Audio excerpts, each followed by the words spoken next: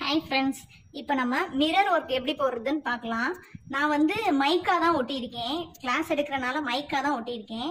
First வந்து நம்ம square shape பார்க்கலாம். ஸ்கொயர் ஷேப் போட்டு பழகிட்டிங்கன்னா ரவுண்ட் ரொம்ப ஈஸியாக இருக்கும், இல்லைன்னா ரொம்ப கன்ஃபியூஷனாக இருக்கும்.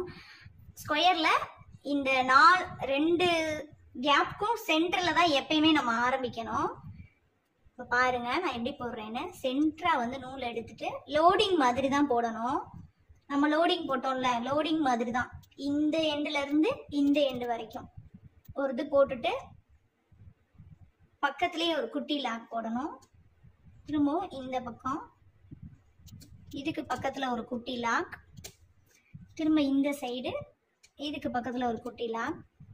ஒட்டி ஒட்டி போட்டீங்கன்னா தான் நல்லா கேப் இல்லாம இருக்கும்.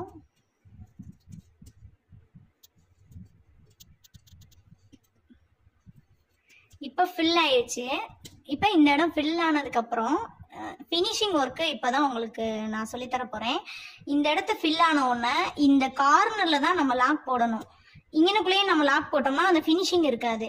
இங்கனுக்குள்ள ஒரு குட்டியா ஒன்று எடுத்துட்டு இந்த இடத்துல தான் நம்ம லாக் போட்டணும். லாக் போட்டுட்டு கீழே இழுத்து விட்டுறணும். அப்போ இந்த இடம் கொஞ்சம் ஃபினிஷிங்கா வரும் உங்களுக்கு.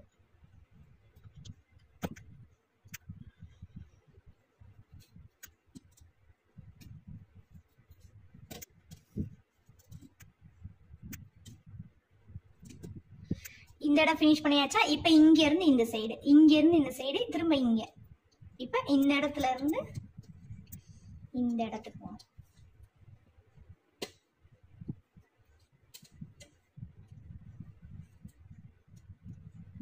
இது பக்கத்துல ஒரு குட்டி லாக், திரும்ப இங்க, திரும்ப இங்க, இதுக்கு பக்கத்துல ஒரு குட்டி லாக்,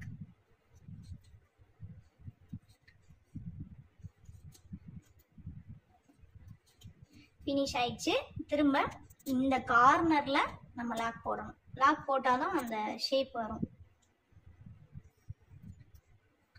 திரும்ப இங்க இருந்து இங்க.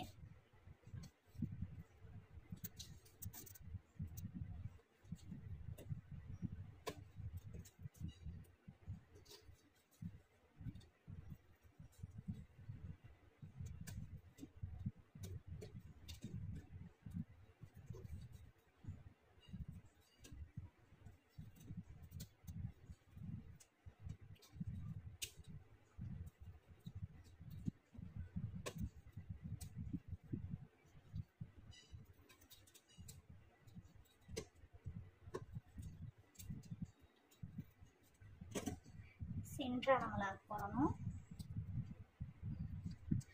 திரும்பவும் அதே மாதிரி இந்த சைடுல இருந்து இந்த சைடு.